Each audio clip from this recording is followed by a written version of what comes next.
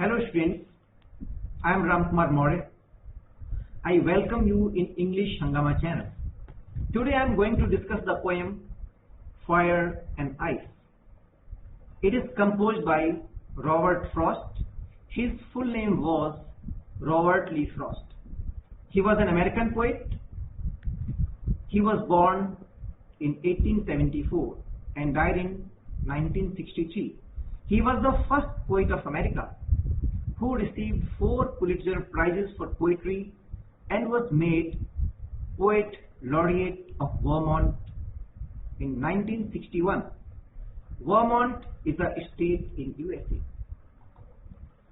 Through the poem Fire and Ice, Robert Frost wants to tell that world is not perennial, it is not everlasting.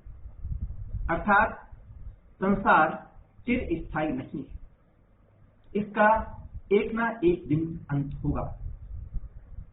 Poet यहां कल्पना करता है कि the world will come to an end through 2 ways। 2 तरीके उन्होंने बताए हैं कि 2 तरीके से इस संसार का अंत होगा। या तो वो अंत आग के द्वारा होगा, फायर के द्वारा होगा, या आइस वर्ष के द्वारा होगा। फायर और आइस के माध्यम से पोएट यहां पर मेटाफोरिकल मीनिंग का प्रयोग करता है।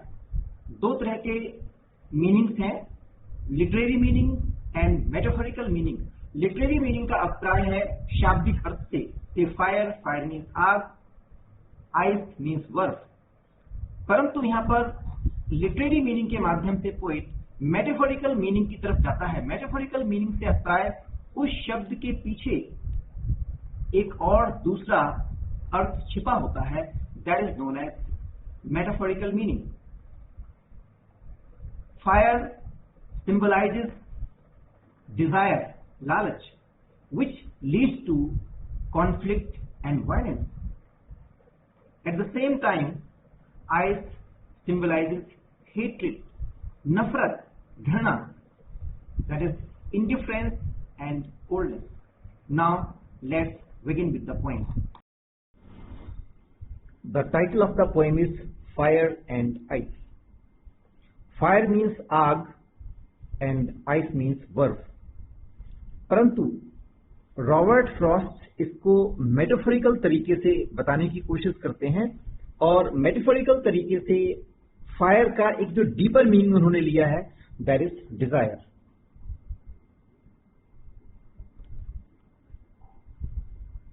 और आइस का जो मेटाफोरिकल, आइस सिंबलाइजेस हेट्रेड।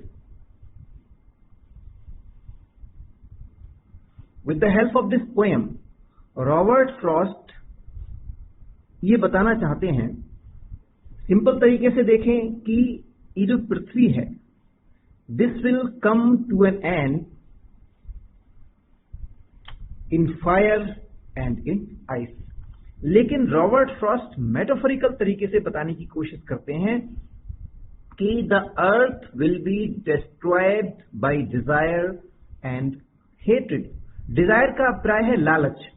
लालच की वजह से एक देश दूसरे देश को हड़प लेना चाहता है, उस पर आक्रमण करता है, वर्ल्ड वॉर की शक्ल हो जाती है और इस तरह से the earth comes to an end. इसी तरह से हेट्रेड, जब एक देश दूसरे देश से नफरत करता है, it also results in war and the earth comes to an end. चलिए अब हम पोएम का सबसे पहले रीडिंग करते हैं। Some say the world will end in fire, some say in ice. From what I have tasted of desire, I hold with those who favor fire. But if it had to perish twice, I think I know enough of hate to say that for destruction, ice is also great and would suffice. Let us see the word meanings. Some say the world will end. End here means to be destroyed.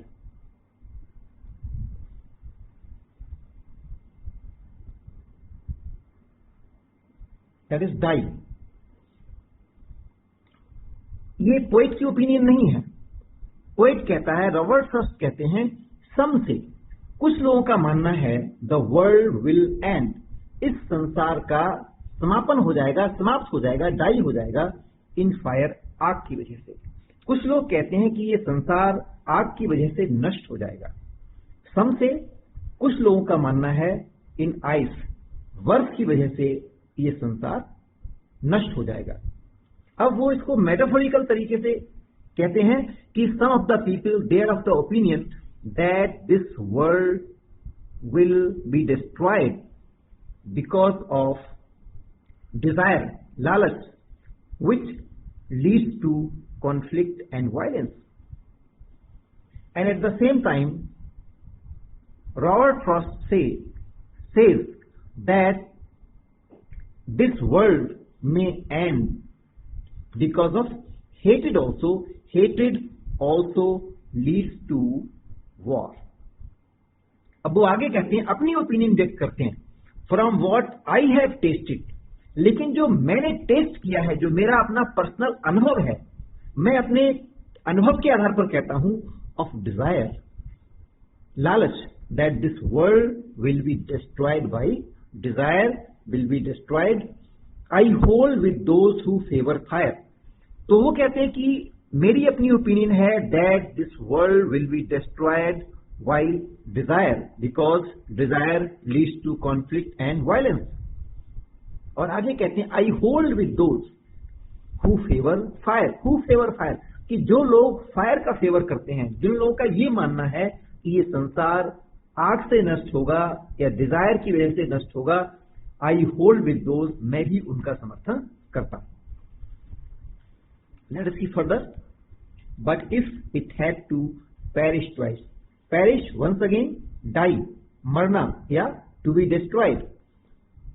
But if it had to be perish twice, the word it stands for world, कि अगर इस संसार को दो बार नष्ट होना पड़े, I think I know enough of it. Robert Frost कहते हैं, I think I know enough, I know enough, मैं समझता हूं, मुझे काफी जानकारी है, of hate, hate के विषय में, घृणा के विषय में। जब व्यक्ति एक दूसरे से घृणा करते हैं, नफरत करते हैं, जिस तरह से आज का दौर चल रहा है, that also leads to war, उसकी वजह से भी युद्ध हो जाते हैं। तो पोएट कहते हैं, I know enough of hate, मुझे हेट की भी अच्छी जानकारी है, to say that for destruction ice is also great, कि मैं कह सकता हूं कि डिस्ट्रक्शन के लिए आइस भी महान है, अर्थात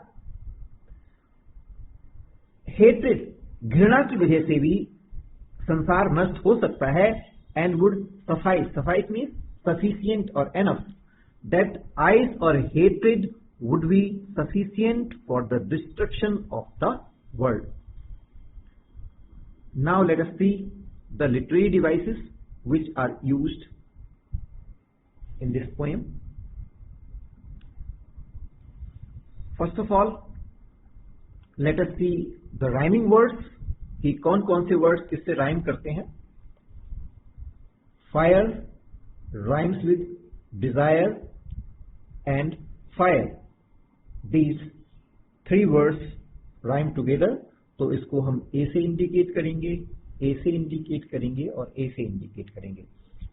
ice, ice rhymes with twice, ice and suffice, ये वर्ड्स आपस में राइम करते हैं, इनको बी से मार्क करेंगे। बी। अब देखते हैं कौन कौन से वर्ड्स छूटते हैं। हेट एंड ग्रेट, इसको सी से मार्क करेंगे। तो now it has become the rhyming scheme of the poem. अब हम दूसरी लिटरेरी डिवाइस की बात करते हैं, that is alliteration. What is alliteration? When same sound is repeated in the beginning of two और more than two words, it is called alliteration. हम देखें, सम से। तो सम एस से शुरू हो रहा है, से एस से शुरू हो रहा है, इसलिए यहां पर भी एलिट्रेशन है।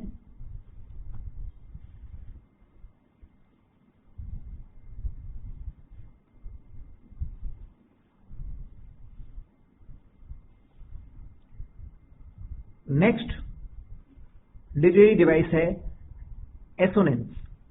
What is assonance?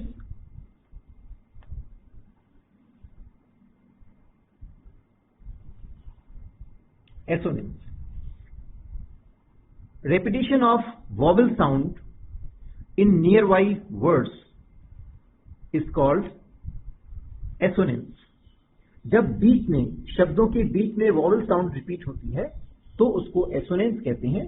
से hold and those, इसमें o and o sound repeat हुई है, इसलिए यहां पर assonance लिटरेरी डिवाइस है। Next literary device is consonance.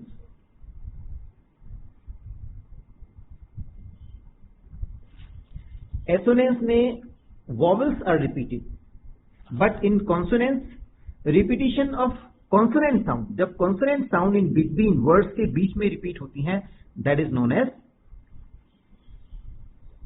consonance। जैसे यहां पर देखेंगे with those, the sound repeat हो रही है, that is why here it is consonance। एक और लिटरेरी डिवाइस का यहां पर यूज हुआ है,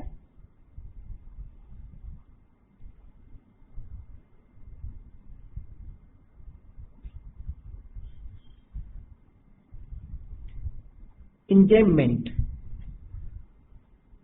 When one sentence continues to more than a line of a poetry, it is called enjambment। जब पोएम में एक सेंटेंस कई लाइंस तक चलता है, इसको इंजैम्बमेंट कहते हैं। जैसे हम लास्ट 3 लाइंस देखें, last 4 lines, I think I know enough of hate, ये सेंटेंस यहां से शुरू होता है, लास्ट में कहीं भी कोई फुल स्टॉप कामा नहीं है। तो I think I know enough of hate to say that for destruction ice is also great and would suffice. तो ये single sentence has been use, that is why यहां पर इंजैम्बमेंट लिटरेरी डिवाइस का use किया गया है। एक और इसमें लिटरेरी डिवाइस का यूज किया गया है, दैट इज एनाफोरा।